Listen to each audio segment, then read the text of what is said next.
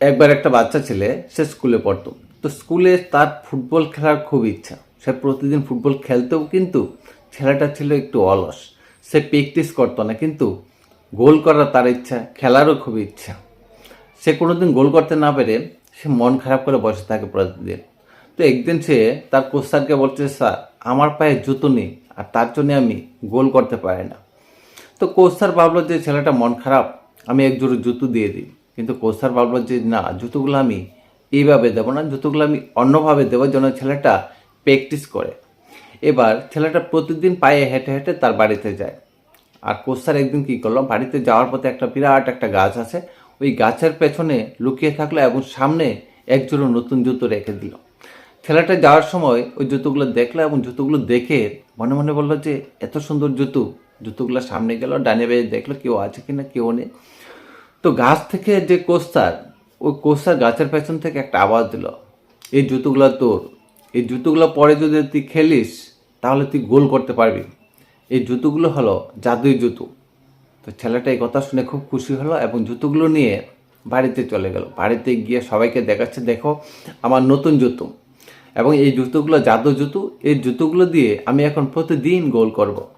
এবার ছেলেটা পরের দিন জুতোগুলো পরে স্কুলে গেল। এবার স্কুলে যাওয়ার পর যখন খেলতে গেছেন তখন ছেলেটা কোনো একটা জায়গায় দাঁড়িয়ে থাকে, যখন বল সামনে আসে তখন একটা লাথি মারে, কিন্তু গোল আর হয় না, কারণ ছেলেটা প্র্যাকটিসই করছে না, চেষ্টাও করছে না, গোল কীভাবে হবে। এবার ছেলেটা ব্যর্থ হয়ে আবার গাছটার এখানে আসলো। কোস্তার জানতো যে ছেলেটা ব্যর্থ হয়ে আবার গাছটার এখানে আসবে, কারণ গাছটাকে কিছু একটা বলবে। তো কোস্তারও গাছটার পেছনে লুকিয়ে থাকলো। ছেলেটা এসে বলল যে এই গাছ আমাকে কি জাদু জুতো দিয়েছ, কোনো কাজই করছো না, আমি গোলই করতে পারছি না। এবার কোস্তার পেছন থেকে বলল যে তুমি কাজ করতে পারবে, তবে তার জন্য তোমাকে কিছু কাজ করতে হবে। তোমাকে 1 মাস সকাল বিকাল প্র্যাকটিস করতে হবে, তোমাকে খেলতে হবে, খেলার অভ্যাস করতে হবে, তারপরেই গোল করতে পারবে। ছেলেটা 1 মাস দিন রাত পরিশ্রম করেছেন, প্র্যাকটিস করেছেন। 1 মাস পর সে সত্যি সত্যি গোল করতে পেরেছে, এবং গোল করতে পেরে সে অনেক খুশি হয়েছে যে সত্যি তো জাদু জাদু কাজ করতে শুরু করেছে। আমি এখন থেকে প্রতিদিন বেশি বেশি প্র্যাকটিস করবো, বেশি বেশি অভ্যাস করব, তাহলে আমি আরও বেশি বেশি গোল করতে পারবো। আর তারপর থেকে ছেলেটা প্রতিদিন অভ্যাস করতে শুরু করেছে এবং প্রতিদিন সে স্কুলে গোল করতে পারে।